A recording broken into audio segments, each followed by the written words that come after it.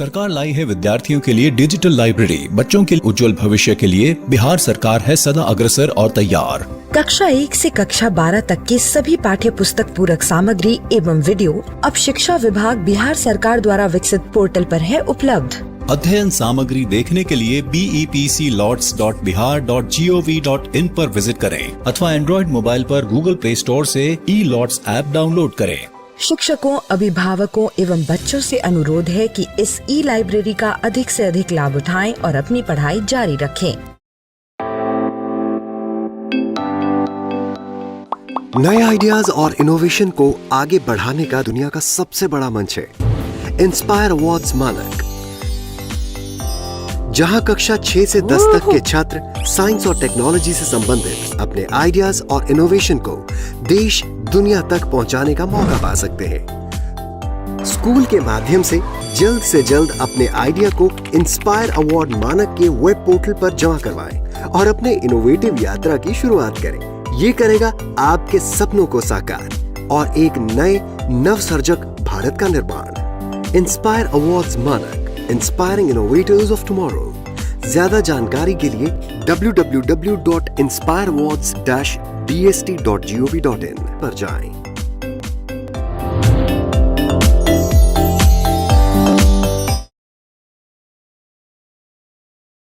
बच्चों, आज मैं आप लोगों को हिंद चीन में राष्ट्रवादी आंदोलन के बारे में बताऊंगा। हिंद चीन प्रक्षेत्र है कहाँ?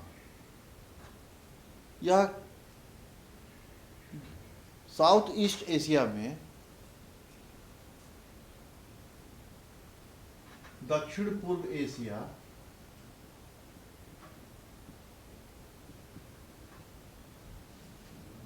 में लगभग उस समय, जिस समय की मैं बात बता रहा हूं, लगभग 2.8 लाख वर्ग किलोमीटर क्षेत्र में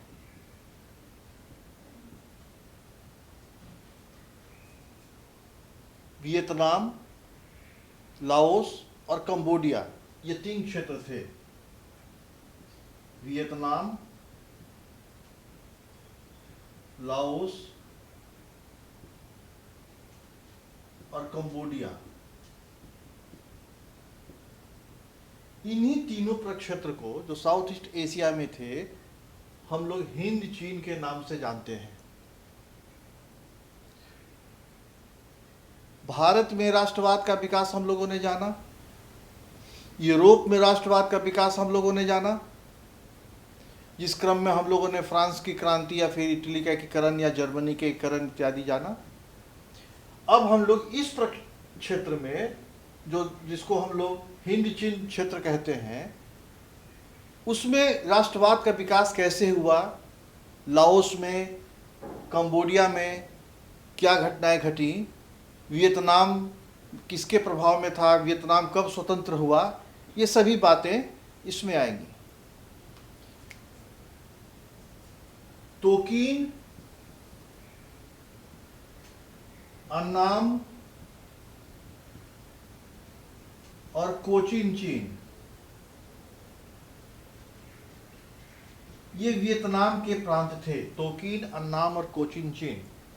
और लाओस और कंबोडिया। वियतनाम जो था, इसको अगर हम नक्शे में देखें तो लंबा प्रक्षेत्र था वियतनाम। तो इसको उत्तरी वियतनाम, ऊपर के भाग को उत्तरी वियतनाम और नीचे के भाग को दक्षिणी वियतनाम कहा जा सकता है। यह जो क्षेत्र था दक्षिण पूर्व एशिया में, यह ऊपर चीन और बर्मा से सटा हुआ था। नीचे चीन सागर था। इस साइड में आपका लाओस और कंबोडिया था।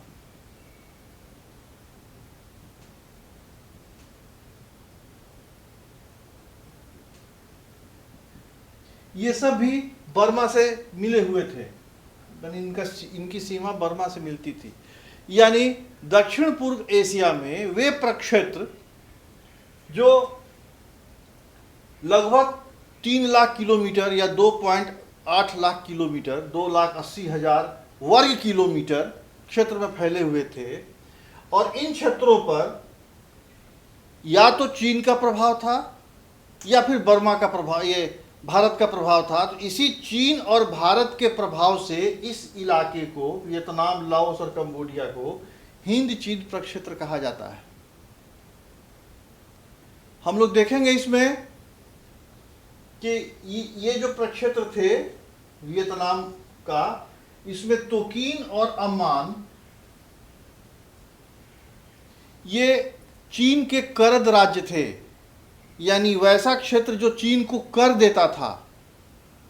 होता क्या था कि जब भी चीन में कोई शक्तिशाली शासक गद्दी पर आता था, वह इस प्रदेश पर, इस क्षेत्र पर कब्जा कर लेता था। और जब शासक कमजोर होता था चीन का, तो ये अपनी स्वतंत्रता घोषित कर देते थे।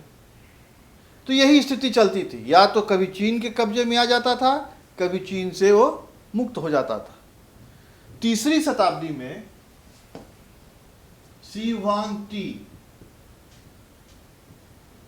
3री शताब्दी में शी हुआंग-टी, इसने इस अन्नाम पर और फिर तोकिन पर कब्जा कर लिया था और अपना प्रभुत्व स्थापित कर लिया था 3री सदी में। मैं बता रहा हूं कि कब वो मुक्त हुआ, कब किसका शासन हुआ, इस तरह की बात करते हैं। इसके बाद फिर बूती, जो हान वंश का शासक था, इसने इस पर अपना प्रभुत्व जमाया। बूती ने कुछ 15वीं सदी में आते आते फिर ये जब कमजोर हो गए तो वे तोकीन, अन्नाम या वियतनाम अपने को स्वतंत्र घोषित कर दिया, उनका करद राज नहीं रहा। फिर जैसे ही चीन, क्योंकि वो चीन से एकदम सटा हुआ था, उसकी सीमाएं, जो उत्तरी सीमाएं थी इस प्रदेश की, वे चीन से मिलती थी, चीन से सटी हुई थी। तो के युंग ली जो थे 15वीं शताब्दी में,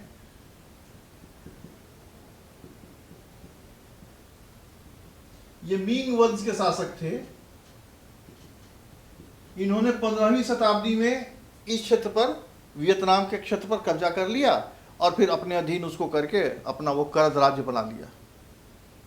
उसके बाद फिर 19वीं सदी के बाद मंचू शासन आ गया, जब मंचू वंश के अधीन आ गया। तो इस प्रकार हम देख रहे हैं कि ये एक के बाद एक, कभी शी हुआंग-टी के कब्जे में आया, कभी के युंग ली के कब्जे में आया, तो ये चलता रहा। तो तात्पर्य यह है कि ये जो अन्नाम, तोकीन या कोचिन चीन था, यह चीन के प्रभुत्व वाला इलाका था और यह चीन के दार्शनिक जो कन्फ्यूशियस थे, उनके दर्शन से बहुत ज़्यादा यह प्रभावित था। और अपने को यह, आगे हम लोग देखेंगे कि साम्यवादी विचारधारा के कारण, क्योंकि वहाँ पर जो एक बहुत बड़े नेता हुए हो ची मिन्ह, जिनकी चर्चा हम लोग करेंगे, हो ची मिन्ह साम्यवादी विचारधारा के थे, तो यहाँ पर साम्यवादी सरकार की स्थापना की गई थी, उत्तरी वियतनाम में खासकर मैं बात कर रहा हूँ। इस वियतनामी क्षेत्र में बौद्ध धर्म और कन्फ्यूशियस के दर्शन का बहुत प्रभाव था।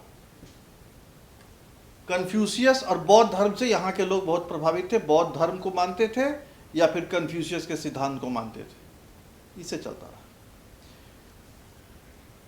अब बात करें कंबोज की। 4वीं सदी में भारतवंशीय शासक ने कंबोज साम्राज्य की स्थापना की थी। कंबोज उस समय कहा जाता था, कंबोज की स्थापना की, जो कि वियतनाम के पश्चिमी भाग में था। और फिर यह जो प्रक्षेत्र था, चूंकि सब दक्षिण पूर्व एशिया में पड़ते थे, अगर एशिया महादेश को देखा जाए, अगर यह एशिया है, मान लीजिए कि यह एशिया हुआ, तो यह हो गया पूरब, पश्चिम उत्तर और दक्षिण। तो ये जो प्रक्षेत्र होता है इसी को हम लोग दक्षिण पूर्व एशिया कहते हैं, यानी एशिया के इस क्षेत्र इस भाग में यह था, दक्षिण पूर्व एशिया में था।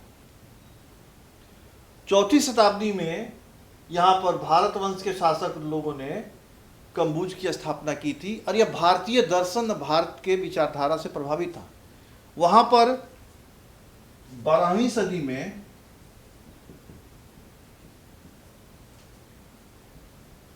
सूर्यवर्मन सेकेंड बहुत ही प्रतापी शासक हुए वहाँ पर, सूर्यवर्मा सेकेंड। और इन्होंने वहाँ पर भगवान विष्णु का मंदिर बनवाया जिसको हम लोग अंकोर वाट कहते हैं।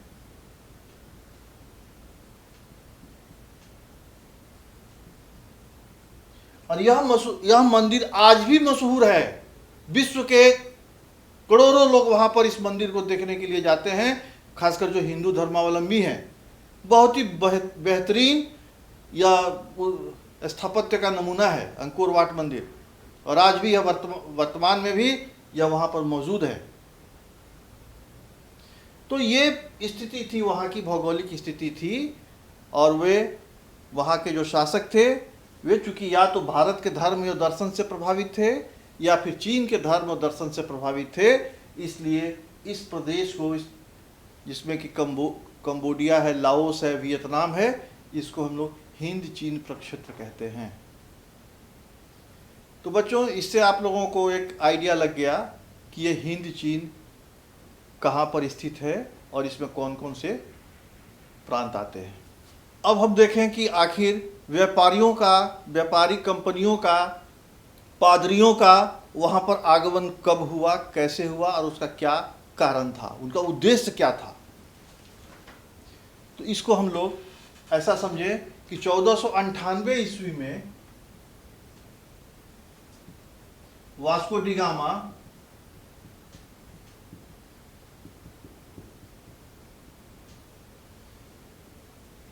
गामा की खोज से लोग इस क्षेत्र में आने जाने लगे, क्योंकि अब उसने एक समुद्री रास्ता खोज दिया था भारत पहुंचने का। और इसी क्रम में ये चूंकि पुर्तगाल के थे,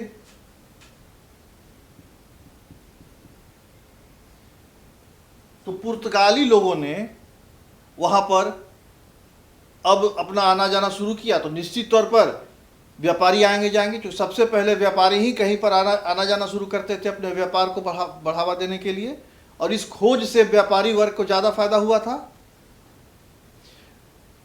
व्यापारियों के साथ साथ धर्म के जो प्रवर्तक थे, पादरी वगैरह, यह भी उस देशों में जाकर अपने धर्म का प्रचार प्रसार करते थे। यानी व्यापारी और धर्म के पुजारी ये दोनों जाते थे, और वहाँ की जो शासन व्यवस्था थी, जो सत्ता थी, वह साम्राज्यवादी नीति का पक्षधर थी। यानी उसका उद्देश्य था कि अपने साम्राज्य की सीमा को बढ़ाना, अपना उपनिवेश कायम करना। क्योंकि उपनिवेश कायम करने का 2 कारण होता था। पहला कारण होता था कि अपने वहाँ से अपने उद्योग के लिए या अपने प्रयोग के लिए कच्चा माल प्राप्त करें। जैसे कि इन क्षेत्रों में कोयला, टीन, टंगस्टन, जस्ता, क्रोमियम, रबर, ये बहुत आयत में पाया जाता था। तो यह प्राप्त करना, और दूसरा अपने उत्पादित सामानों का एक बाजार तैयार करना। जो सामान उनका बना, उनके यहाँ तैयार होता है, उसकी खपत के लिए एक बाजार तैयार करना, बाजार खोजना, और यही उपनिवेशवाद का मुख्य कारण होता था। इन लोगों ने, व्यापारियों ने अब इस दक्षिण पूर्व एशिया की ओर अपना रुख किया, क्योंकि उन्हें एक नया क्षेत्र मिला वास्को डी गामा की खोज के बाद। तो पुर्तगालियों के साथ साथ वहाँ स्पेन, डच, इंग्लैंड और फ्रांस,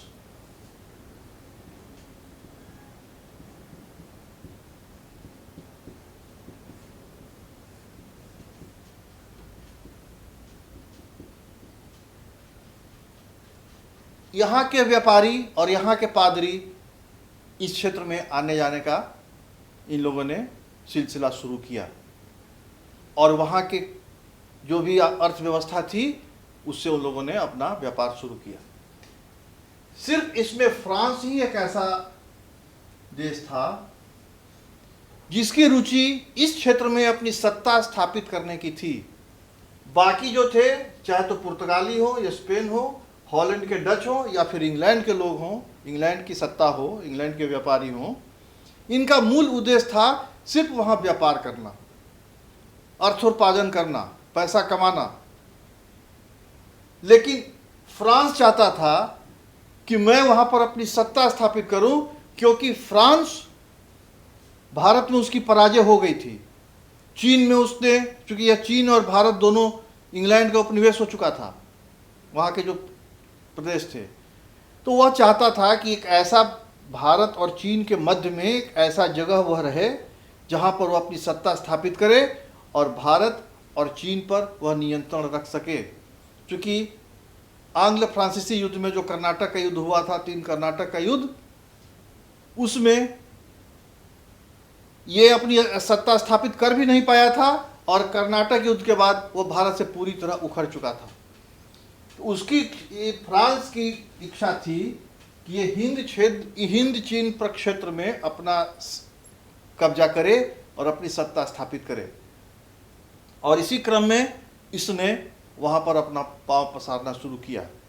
वहाँ के जो लोग थे, तोकिन, अम्मान, कोचिन चीन, उन लोगों ने इसका विरोध किया।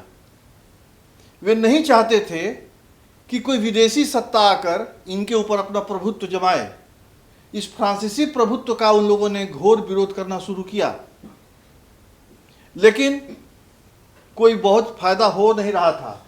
1510 ईस्वी में मलक्का को केंद्र मानकर और यहीं से इस पर कब्जा करके फ्रांस ने अपना अधिकार इस क्षेत्र पर करना शुरू किया। हालांकि 1787 ईस्वी से वह कोचिन चीन पर अपना प्रभाव जमाना चाह रहा था और कोचिन चीन से इसने संधि कर ली 1787 में।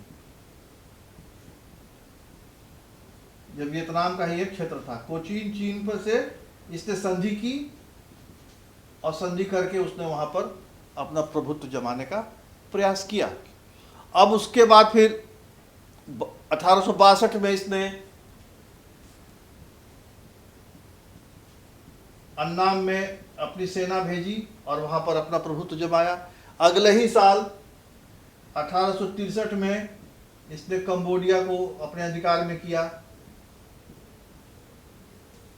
और फिर तोकिन पर भी इसने 1883-84 ईस्वी में इसने कब्जा कर लिया। अर्थात 20वीं सदी के प्रारंभ तक, ये सब मैं 19वीं सदी की बात कर रहा हूं, 20वीं सदी के प्रारंभ तक इस पूरे हिंद चीन प्रक्षेत्र पर फ्रांस का प्रभुत्व स्थापित हो गया और वह फ्रांस का उपनिवेश हो गया।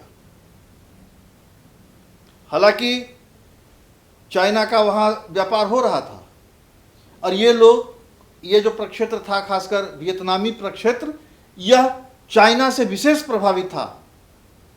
और चूंकि चाइना इस फ्रांस के आधिपत्य स्थापित करने में इन लोगों का साथ नहीं दे रहा था या फिर फ्रांस का विरोध नहीं कर रहा था, इसके लिए वहाँ 1919 ईस्वी में चीनी विद्रोह हुआ था। चीन के खिलाफ वहाँ विद्रोह हुआ, चीनी विद्रोह उसको कहते हैं, 1919 ईस्वी में।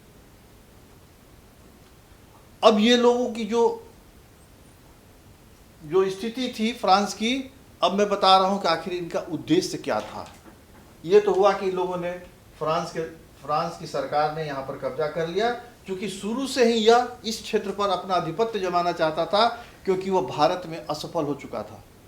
भारत में इंग्लैंड की शक्ति के आगे इसकी कुछ चल नहीं रही थी, तो वह चाहता था कि इस दक्षिण पूर्व एशिया में, इस इलाके में किसी एक जगह पर यह भी अपना प्रभुत्व जमाए और उससे अपना उपनिवेश बनाए, और ताकि उसका व्यापार भी होता रहे। एक तरफ भारत है, एक तरफ चीन है, दोनों पर इसका नियंत्रण भी स्थापित रहे। अब इनका उद्देश्य क्या था, या जो फ्रांस ने यहाँ पर अपना उपनिवेश बनाया, इसका उद्देश्य क्या था? इसका पहला उद्देश्य जो था वह था कि इंग्लैंड और चीन के बीच में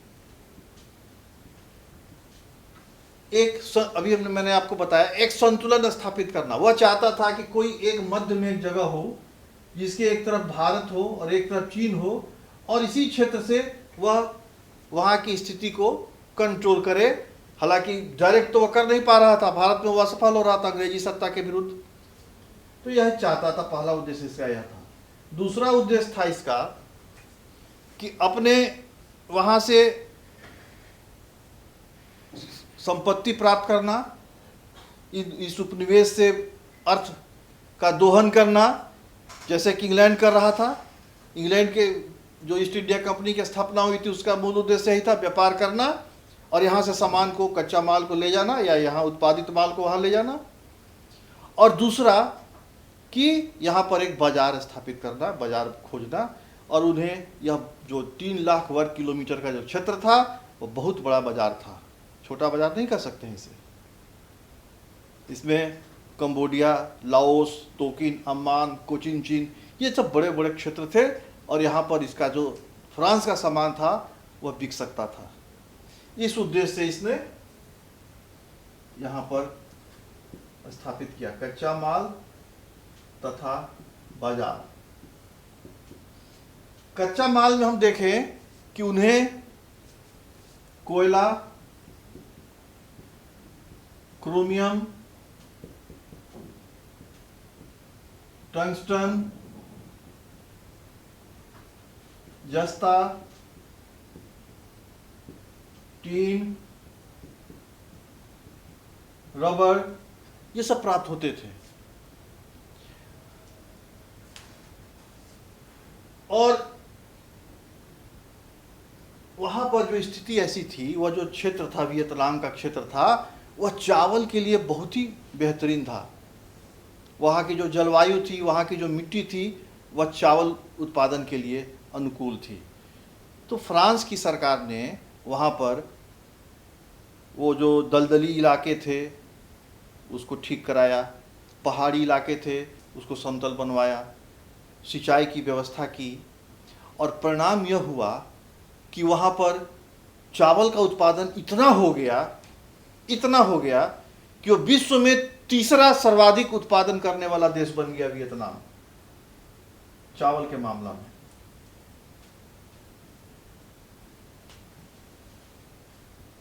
थर्ड हो गया वो विश्व में चावल उत्पादन के क्षेत्र में। यह सब फ्रांस के जो कृषि नीति थी उसके तहत ऐसा हुआ। उसने जमीनों को ठीक कराया, उसने सिंचाई की व्यवस्था कराई, और वहाँ के लोगों को अच्छा बीज वगैरह का व्यवस्था किया। तीसरा इनका उद्देश्य था कि ये लोग असभ्य लोगों को सभ्य बनाना, क्रिश्चियनिटी में इन लोगों का मौलिक कर्तव्य माना जाता था। तो उनका था कि यहाँ पर क्रिश्चियनिटी को फैलाएंगे, क्रिश्चियन धर्म को फैलाएंगे, और इसके लिए बहुत से पादरी इन व्यापारियों के साथ गए और वहाँ पर रहे। हालांकि वहाँ के लोग उसका विरोध कर रहे थे।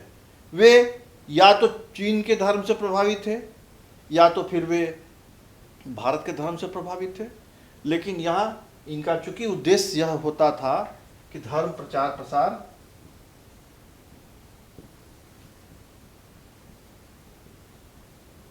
इसी उद्देश्य से ये वहाँ पर अपनी सत्ता स्थापित करने में कामयाब हुए। अब हम देखें कि आखिर चावल उत्पादन में और क्या नीति अपनाई गई या कृषि में क्या अपनाई गई। वहां पर फ्रांस ने एक तरफा अनुबंध की एक नीति अपनाई थी। एक तरफा अनुबंध उसको कहते थे।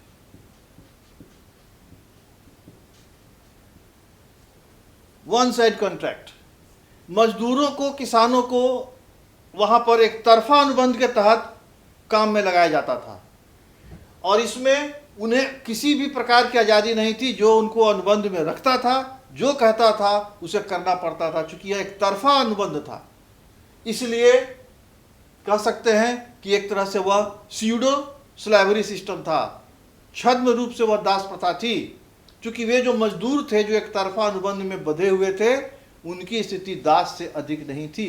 सिर्फ उन्हें जो उन्हें अनुबंध में रखा है, जो बगान मालिक है, जो जो व्यापारी है, जो उद्योगपति है, जो खेती करा रहा है, बस उसका ही कहना मानना है और उससे मुक्ति तभी मिलेगी जब वह चाहेगा।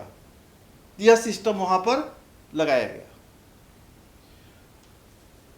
उन लोगों ने, चूंकि वहां की जो शिक्षा होती थी वह स्थानीय भाषा में या फिर चीनी भाषा में वहां की शिक्षा व्यवस्था थी। फ्रांसीसियों ने वहां पर अब नई व्यवस्था चालू की। उन लोगों ने वहां फ्रांसीसी भाषा के द्वारा यानी फ्रेंच के द्वारा उन लोगों ने शिक्षा देना शुरू किया, क्योंकि इनका मूल उद्देश्य था कि वहां की जो जनता है उसको अपने ही रंग ढंग में पूरी तरह ढाल देना, और जो लोग, फ्रांस के लोग वहां जाकर बस गए, पादरी हों, उद्योगपति हों, बड़े बड़े किसान हों जो खेती करा रहे थे, या फिर पदाधिकारी हो, जो भी हों, उन्हें कोलोन कहा जाता था। यानी वे फ्रांस के लोग जो इस दक्षिण पूर्व एशिया या वियतनाम में जाकर बस गए, तोकिन में, अन्नाम में, कोचिन चीन में, इन लोगों को कोलोन कहा जाता था। और वहां पर ऐसी नीति बनाई गई फ्रांस की सत्ता द्वारा, उन लोगों को भय था कि यहाँ के लोग पढ़ लिख कर कहीं आगे न बढ़ जाए, तो उन लोगों ने ऐसी नीति बनाई कि अंतिम परीक्षा में जो फाइनल एग्जाम होता था उसमें वहां के जो स्थानीय लड़के थे, जो वहां के मूल निवासी थे, उन्हें फेल कर दिया जाता था जानकर, ताकि वे पास न करें और फिर पढ़ते रहे, और फिर कोलोन लोगों को आगे बढ़ाया जाता था। उनका उद्देश्य यह नहीं था कि वहां के लोगों को पूरी तरह शिक्षित कर देना, उनका उद्देश्य यह था कि वे जो चीनी प्रभाव में हैं या भारत के प्रभाव में हैं, उससे उनको मुक्त करके पूरी तरह फ्रांस के प्रभाव में ला देना। और सबसे बड़ी बात थी कि फ्रांस की सत्ता ने हनोई विश्वविद्यालय, जो वियतनाम का बहुत बड़ा विश्वविद्यालय था, उसको भी बंद करा दिया। तो तात्पर्य यह हुआ कि फ्रांस की सत्ता ने, फ्रांस की सरकार ने इन प्रक्षेत्र पर, इस प्रदेश पर अपना प्रभुत्व स्थापित किया, और फिर वहां पर अपने तरह से अब मनमाने ढंग से शासन करना शुरू किया। वह उसका एक उपनिवेश हो गया। अब वहां पर क्या स्थिति थी, वहां के लोगों के अंदर राष्ट्रीयता की भावना कैसे आई, कौन नेता थे, अब इसकी चर्चा हम लोग करेंगे। बच्चों, हम लोगों ने देखा कि किस प्रकार फ्रांस इस हिंद चीन प्रक्षेत्र पर अपना कब्जा कर चुका है, और फिर वहाँ अपनी सत्ता स्थापित करके वहाँ अपने मनमाने ढंग से शासन स्थापित कर रहा है। कोलोन लोगों को अधिक प्राथमिकता दी जा रही है। कोलोन, मैंने आपको बताया कि उन लोगों को कोलोन कहा जाता था जो फ्रांस के लोग थे और जो इस क्षेत्र में बस गए थे। वहाँ उन कोलोन लोगों को प्राथमिकता देने की वजह से वहाँ के जो स्थानीय विद्यार्थी थे या स्थानीय निवासी थे, क्योंकि विद्यार्थियों को अंतिम परीक्षा में फेल करके उनको आगे बढ़ने नहीं दिया जाता था, तो उन लोगों में विद्रोह की भावना हो रही थी।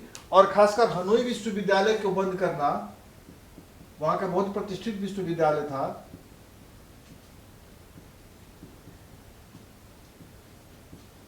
इसको बंद करना फ्रांस के लिए सही साबित नहीं हुआ। वहाँ के विद्यार्थी अब आग बबूला थे। हालांकि इसके प्रारंभिक दौर से ही, जिस समय से फ्रांस कब्जा करना चाह रहा था, अपना पैर जमा रहा था, तोकिन हो, अन्नाम हो, कोचिन चीन हो, वियतनाम या कंबोडिया हो या लाओस हो, वहाँ के लोग अपने अपने ढंग से, भले ही छोटे पैमाने पर, विरोध कर रहे थे। अब यह विरोध मुखर हो रहा था, और इस मुखर होने का मुख्य कारण कुछ ऐसे लोगों का अब राजनीति में पदार्पण हुआ, इस उग्रवादियों, आतंकवादियों के साथ, जो ये लोग गुरिल्ला युद्ध कर रहे थे। फ्रांस की निगाह में ये वहाँ के उग्रवादी थे। यहाँ मैं आपको बताऊंगा कि कैसे हवाई जहाज से, हेलीकॉप्टर से इन बेगुनाहों पर गोली चलाकर फ्रांस की सेना ने सैकड़ों लोगों को, हजारों लोगों को मौत के घाट उतार दिया था। बहुत जघन्य काम कर रहा था इस विद्रोह को दबाने के लिए। लेकिन इन्हीं लोगों में से, चूंकि विद्रोह अब मुखर हो गया था, इन्हीं लोगों में अब बोई चाउ नाम के एक व्यक्ति थे। 1903 ईस्वी में इन्होंने एक अपना संगठन बनाया, इन्होंने अपना हुई तान बोई वियन बोई चाओ जो थे,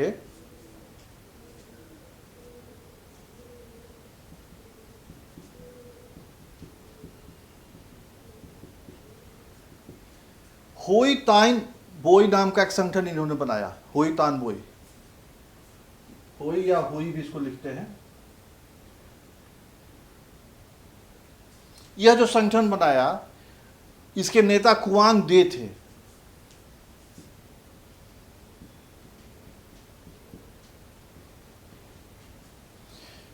यह जो संगठन था यह काफी उग्रवादी था।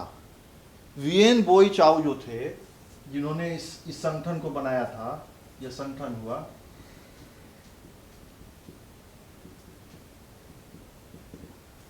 वियन बोई चाओ। इनका जो संगठन था वह अब बहुत तेजी से आगे की ओर बढ़ना शुरू हो गया। उसी समय, ये 1903 की बात बता रहा हूं, हुएन ताई इन्होंने कुछ अपना लेख भी लिखा, प्रकाशन कराया, और वह एक तरह से वहां के जनमानस को काफी उद्वेलित किया। उसी समय 1905 में जापान ने चीन के साथ युद्ध किया।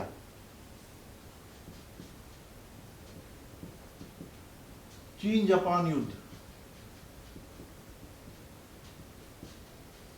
और इस युद्ध में जापान विजयी रहा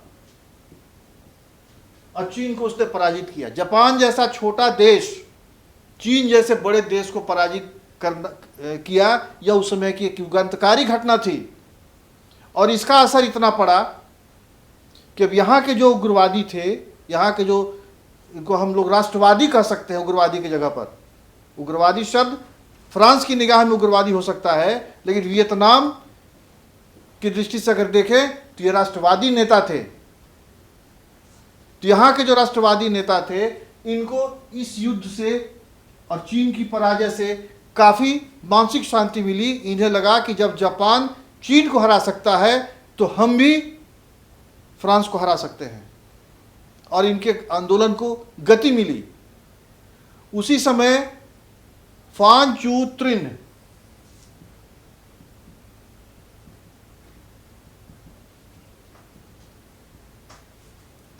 फान चू त्रिन नाम के एक राष्ट्रवादी नेता हुए,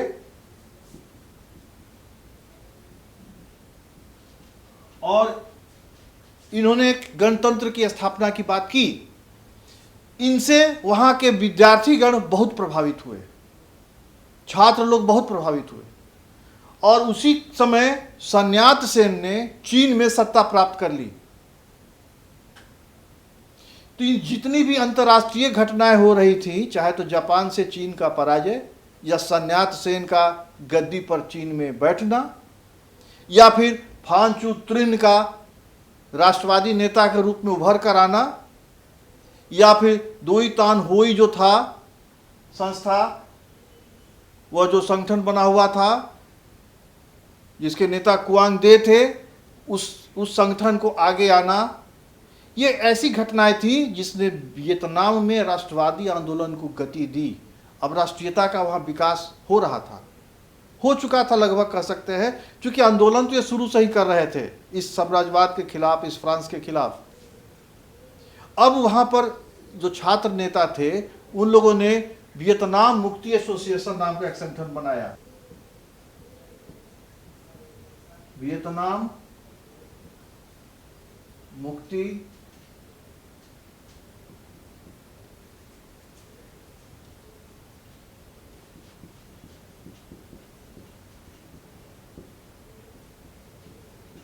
वियतनाम मुक्ति एसोसिएशन नाम का इन लोगों ने संगठन बनाया, और इसके तहत वियतनाम को मुक्त कराने की बात छात्र नेताओं ने की।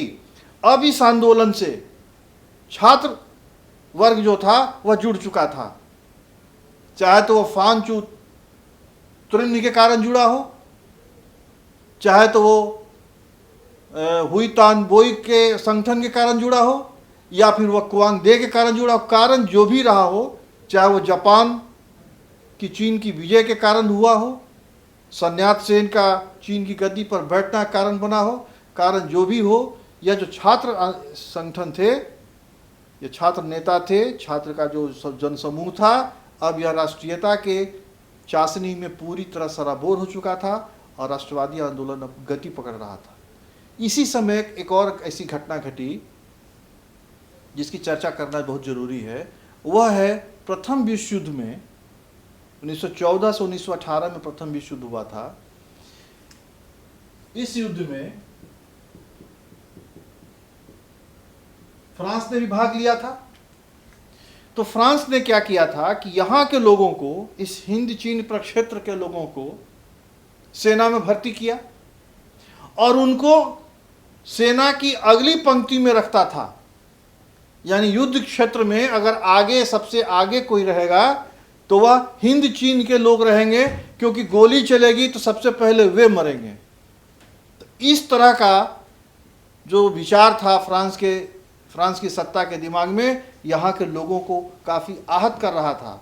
हाँ, मिला जुला अगर रहता, कहीं पर फ्रांस के लोग रहते, कहीं पर वियतनाम के लोग रहते, कहीं पर लाओस के लोग रहते, ऐसा न करके फ्रांस की सत्ता ने व्यवस्था ऐसी की थी कि सेना की अगली पंक्ति में इस क्षेत्र के सैनिक रहेंगे और काफ़ी लोग मारे गए। इसका बहुत ही असर वहाँ पर पड़ा और उसी के कारण वियतनामी राष्ट्रवादी दल वहाँ पर गठित हुआ।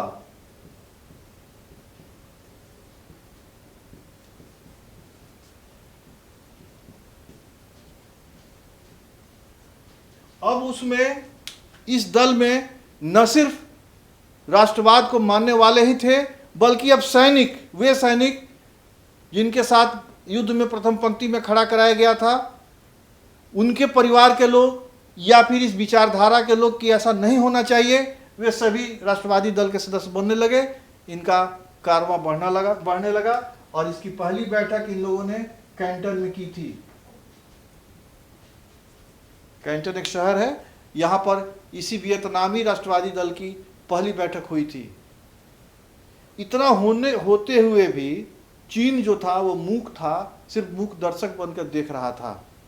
वह हिंद चीन की राजनीति में कोई दखलंदाजी नहीं कर रहा था और यहाँ की जनता चाहती थी, यहाँ के नेता चाहते थे, राष्ट्रवादी नेता, कि चीन को इसमें दखल देना चाहिए और फ्रांस को समझाना चाहिए। ऐसा नहीं हुआ क्योंकि चीन का इस क्षेत्र से व्यापार चल रहा था, आयात निर्यात काफी सटा हुआ था। इस क्षेत्र के उत्तरी भाग में चीन ही था पड़ोसी, तो इसलिए उन लोगों ने चीनी बहिष्कार किया 1919 में।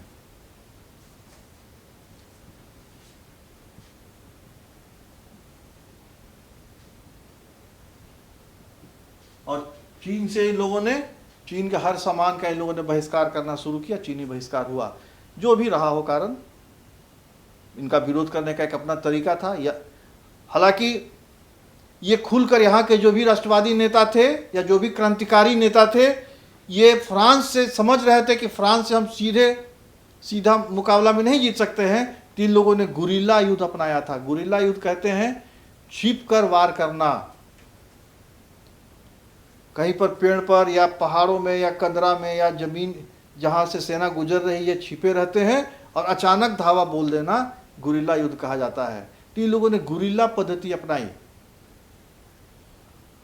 हालांकि वहाँ की जो फ्रांस की सरकार थी, उसने अब जब युद्ध खत्म हो गया 1914 से, जब 1918 का प्रथम विश्व युद्ध खत्म हो गया, तो इस क्षेत्रों पर उसने थोड़ा प्रशासनिक सुधार की बात की। था क्या वहाँ की स्थिति, पहले इसको समझ लें। वहाँ कोचीन चीन एक क्षेत्र था, तोकिन, अन्नाम, लाओस, कंबोडिया, ये प्रमुख क्षेत्र थे। वहां कोचीन चीन जो था यह फ्रांस के सीधा नियंत्रण में था, प्रशासनिक नियंत्रण में था सीधा, यानी उस पर फ्रांस सीधा प्रशासन करता था। बाकी जगह पर वहां की राज सत्ता, जो पुरातन राज सत्ता थी, प्राचीन वंश के जो शासक थे, जो पहले थे, उन लोगों का कब्जा था और यह अपने रेजिडेंट के द्वारा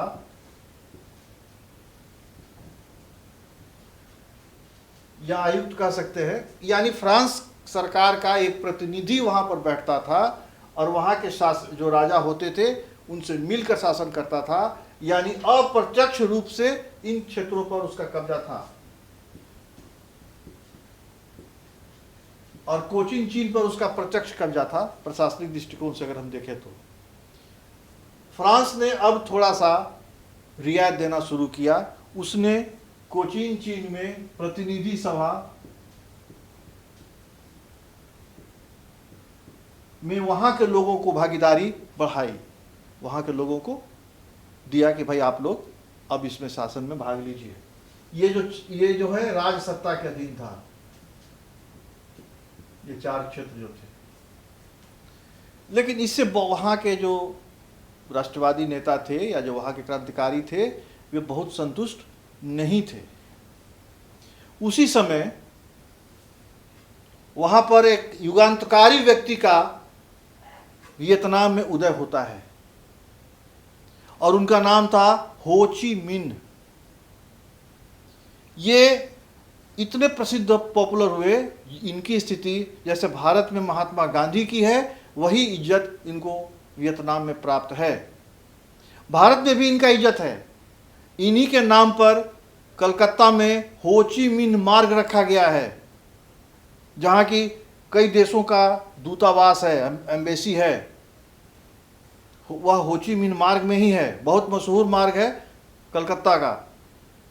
तो 1917 में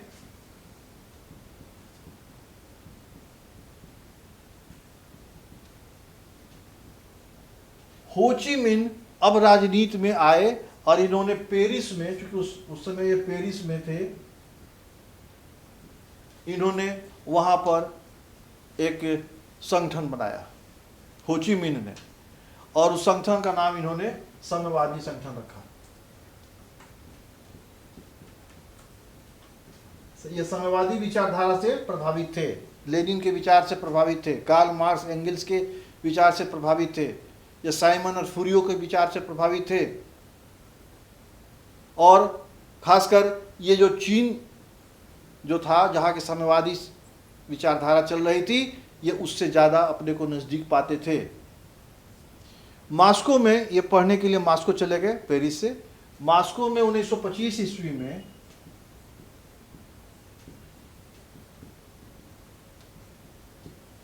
मास्को रूस में है, वहाँ भी साम्यवादी विचारधारा की सरकार थी। वहाँ लेनिन के नेतृत्व में सरकार का गठन हो चुका था।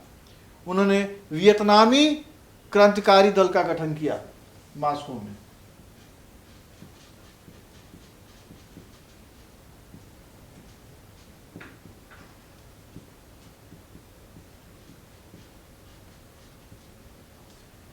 इन्हें लगता था कि अब हमारे क्षेत्र से, वियतनाम से फ्रांस को हट जाना चाहिए।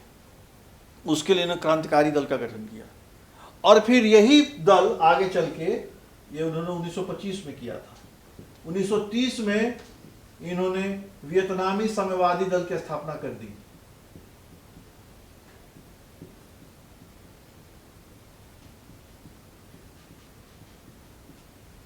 वियतनामी साम्यवादी दल या कम्युनिस्ट दल इसको हम कह सकते हैं, कम्युनिस्ट पार्टी।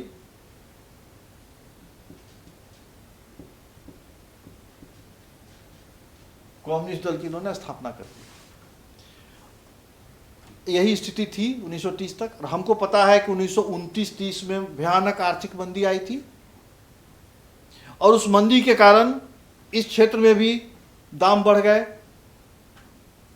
चूंकि मंदी के कारण रुपये का, वहाँ का जो मुद्रा था उसका अवमूल्यन हो गया था, खाने पीने का सामान का दाम काफ़ी बढ़ गया था। निश्चित तौर पर आंदोलन हुआ और उस आंदोलन को फ्रांस की सत्ता ने बर्बरतापूर्वक इतना दमनात्मक कार्रवाई किया कि वहाँ की जनता उसको कभी भूल नहीं सकती है। यहाँ तक कि निहत्थे लोगों पर हवाई जहाज से, हेलीकॉप्टर से गोली और बम चलाकर उन्हें मार दिया गया। हजारों लोग मारे गए। और यहाँ के जो नेता थे वियतनाम के, वे लोग असहाय और मूक दर्शक बने रहे, असहाय बनकर देखते रहे। इन लोगों ने गुरिल्ला युद्ध पद्धति अपनाई, जो मैंने अभी चर्चा किया था, छिप कर वार करना। क्योंकि खुल के वार तो जब तक शक्ति में बराबरी ना हो तब तक तो कोई आमने सामने युद्ध कर ही नहीं सकता है। ये जानते थे कि हम फ्रांस की सत्ता से लड़ नहीं सकते हैं और हमारी मदद कोई कर नहीं पा रहा है। हम लोग आगे देखेंगे कि हो ची मिन्ह ने अंत में पूरी तरह अपने को साम्यवादी घोषित किया, और जब घोषित किया उसके बाद चीन और रूस दोनों मदद के लिए आए। इन्होंने इनको आर्थिक मदद किया, इन्होंने हथियार उपलब्ध कराया और इस तरह वियतनाम स्वतंत्र हुआ।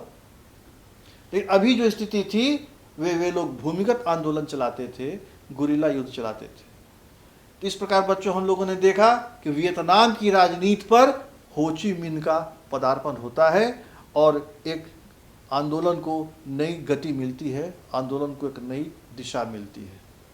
अब इस आंदोलन की दशा क्या है, परिणति क्या हुई, हम लोग इसकी चर्चा करेंगे। धन्यवाद।